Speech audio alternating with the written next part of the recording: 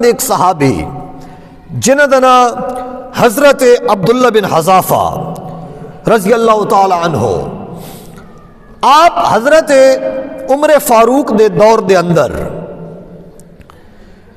ایک جنگ دے سلسلے دے وچ رومیاں دے نال مقابلے واسطے گئے۔ آپ نے سفر کیتا، سفر کرن تو بعد روم دے علاقے دے اندر پہنچے۔ اتھے آپ دی عیسائیت دے نال، عیسائیاں دے نال آپ دی جنگ ہوئی، جس دے وچ آپ اور آپ دے کچھ ساتھی او قید ہو گئے۔ انہوں نے قید کر لیا گیا۔ قید کرن تو بعد حضرت عبداللہ بن حذافہ اور آپ دے انہاں ساتھیاں نو اس بادشاہ دا جڑا یعنی کہ جیل بنا ہوا آئی جتھے لوکاں نو قید کر کے رکھ دے ہیں، جڑا انہاں دا قید خانہ آئی، اس دے وچ آپ نو ڈال دیتا گیا۔ پھر کچھ وقت تو بعد، کچھ دنوں تو بعد اس بادشاہ نے یہ اعلان کیتا کہ جڑے مسلمانہ دے قیدی اور انہاں دا جڑا لیڈر ہے، انہاں دا جڑا کمانڈر ہے، وہ ساڑھے کولو اتھے قید دیچے، اس نو میرے سامنے پیش کیتا جائے۔ اس شخص نو حضرت عبداللہ بن حذافہ اور آپ دے ساتھیاں نو اس بادشاہ دے سامنے لایا گیا۔ جس وقت وہ بادشاہ دے سامنے آئے تو بادشاہ نے گل کی تھی کہ اگر تسی اپنے اسلام نو چھوڑ کے عیسائیت نو قبول کرو تو میں تو آزاد کر دے ساں، ہر قسم دی قید و بند دیاں سختیاں اتوارے تو میں چاہ گنساں۔ حضرت عبداللہ رضی اللہ تعالیٰ عنہ آپ نے عرض کی تھی کہ آج ہی تا موقع ملا ہے کہ اسی اسلام دے نال کتنے وفادار ہیں، اس دا ثبوت اساں دے وی ہے۔ عرض کی تھی کہ تیری جیڑی اے خواہش ہے اے پوری نہیں ہو سکتی، اسی عیسائیت نو قبول نہ کر سکتے۔ اس نے آکھیا کہ تو بڑا خوبصورت جوان ہے اور تیری آواز دے اندر بڑا روب ہے، تین گفتگو کرن دے طریقہ آندا ہے، تو تیرے واسطے ایک خصوصی میرے طرفوں پیکیج ہے کہ اگر تو عیسائیت نو قبول کر دیں تو میں اپنی بیٹی دا رشتہ دن دے ساں۔ حضرت عبداللہ نے اس بادشاہ دے سامنے آکھیا کہ اے بادشاہ، تو اپنی بیٹی دا رشتہ کے اپنی پوری سلطنت بھی میرے نا لوا دے، اور صرف تو آنکھ کے ایک لمحے واسطے محمد دا کلمہ چھوڑ دے، میں وقت بھی نہیں چھوڑنا۔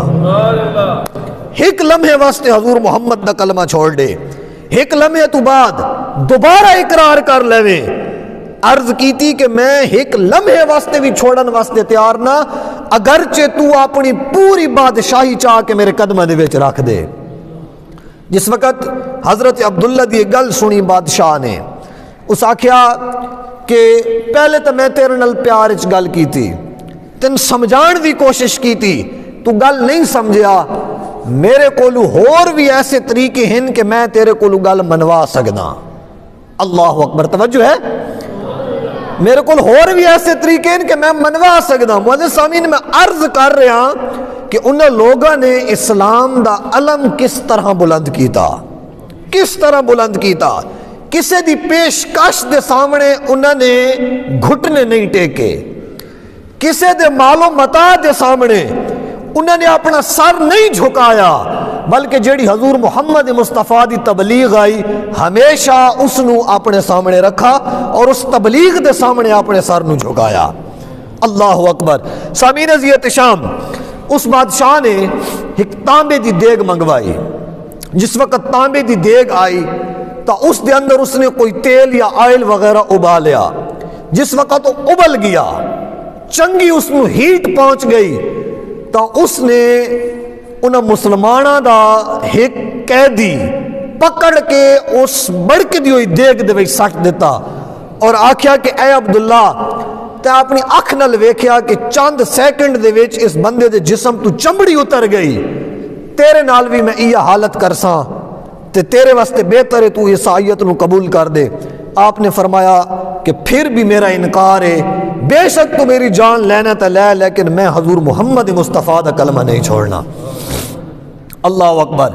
وہ بادشاہ کہندا کہ اس شخص دے جسم نو تسی تیراں دے نال چھلنی کرو۔ تیر جڑا ہوندا ہے اس دی جڑی اگے ضرب ہوندی ہے وہ بڑی تیز ہوندی ہے۔ اس نے کہا کہ تیراں دے نال اس دے جسم نو چھلنی کرو۔ حضرت عبداللہ دے جسم نو چھلنی کیتا گیا، آپ دے جسم تے تیر مارے گئے، آپ دے جسم وچ خون آن لگ گیا۔ پھر اس بادشاہ نے پیشکش کی تھی کہ تو عیسائیت نو قبول کر لے۔ آپ دا پھر ہی ہوا جواب آئی کہ میں عیسائیت نو قبول نہیں کرنا۔ جس وقت پھر بھی آپ نہ منے تو بادشاہ نے یہ آکھیا کہ اس شخص نو سولی تے چڑھا دیو۔ اللہ اکبر۔ اس شخص نو سولی تے چڑھا دیو۔ جس وقت آپ نو سولی دی طرف وہ لے کے جا رہے ہیں تو آپ دی اکھ دے وچوں آنسو گریا۔ اللہ اکبر۔ بادشاہ نے جس وقت ویکھیا تو بادشاہ آکھن لگا کہ میں لگدا ہے کہ اس دا دل عیسائیت دی طرف مائل ہو گیا ہے، اس دا دل عیسائیت نو تسلیم کرن لگا ہے۔ واپس بلا لیا۔ اس بادشاہ نے پوچھا کہ اے نوجوان تو کیوں رو رہا، تیری اکھ چوں کیوں آنسو آ رہا؟ اللہ اکبر۔ من انج محسوس ہوندا ہے کہ تو دوبارہ تو عیسائیت دے وچ آنا چاہنا ہے اور اپنے اس مذہب نو اسلام نو چھوڑنا چاہنا ہے۔ تو حضرت عبداللہ نے فرمایا کہ اے بادشاہ تین سمجھنے چ غلطی لگ گئی، اے میرے جڑے اکھ دے وچوں آنسو گر رہا اس دے گرن دی اے وجہ ہے کہ من اس گل تے افسوس ہے کہ میرے کو صرف ایک جان ہے، من ارمان ہے اس گل دا کہ میرے کو صرف ایک جان ہے۔ اگر اج میرے کو اتنیاں جانا ہونیاں جتنے میرے جسم دوتے وال موجود ہیں تو میں انہاں ساریاں جاناں نو حضور محمد مصطفیٰ دے نام تو قربان کر دیواں۔ میرے کو جڑا ہے نا جی مالیت بڑی تھوڑی ہے، میرے کو جمع پونجی بڑی تھوڑی ہے جیڑی میں اسلام واسطے پیش کر رہا۔ اللہ اکبر۔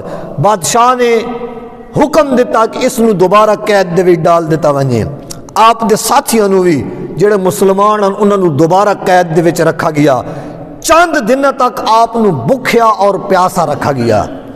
اس تو بعد بادشاہ نے آپ دا ذہن پھیرن واسطے ایک ہور حربہ کیتا۔ اس نے خنزیر دا گوشت اور شراب بھیجی۔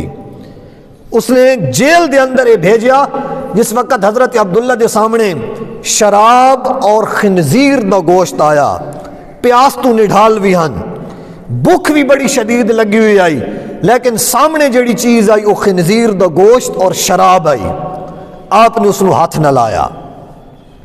جس وقت بادشاہ نو دسیا گیا کہ اس شخص نے تو نہ گوشت نو ہاتھ لایا نہ خنزیر نو ہاتھ لایا، تو بادشاہ نے دوبارہ بلایا اپنے سامنے اور پوچھا کہ اے نوجوان تین بھوک بھی لگی ہو یہ گوشت تیرے سامنے آئی تے کیوں نہیں کھادا، تین پیاس بھی لگی ہو یہ شراب تیرے سامنے آئی تے کیوں نہیں پیتی؟ حضرت عبداللہ نے ارشاد فرمایا کہ اگرچہ اس حالت دے وچ شراب اور گوشت دونوں میرے واسطے حلال ہیں، کیونکہ اسلام اس وقت اجازت دیندا ہے کہ انسان پیاس تو مردہ پیا ہے، شراب موجود ہے اور کوئی شے نہیں، تو بندہ موت تو بچن واسطے شراب دے چند گھٹ بھر سکتا ہے، کھان واسطے کوئی شے نہیں، خنزیر دا گوشت موجود ہے، بندہ بھوک تو مر ویسی۔ اسلام اس وقت ہلکی جی اجازت دیندا ہے کہ اپنی زندگی بچان واسطے تسی کھا سکتے ہو۔ میرے سامعین، حضرت عبداللہ نے ارشاد فرمایا کہ اگرچہ میرے واسطے جائز آئی لیکن میں اس وجہ تو انہاں نو نہیں چکھیا کہ تاریخ وچ کوئی اے نہ آکھے کہ عبداللہ دا ایمان کمزور ہو گیا ہے، عبداللہ دی ایمان وچ کمزوری آ گئی آئی، اس نے خنزیر دا گوشت چکھ لے آئی یا شراب پی لے آئی۔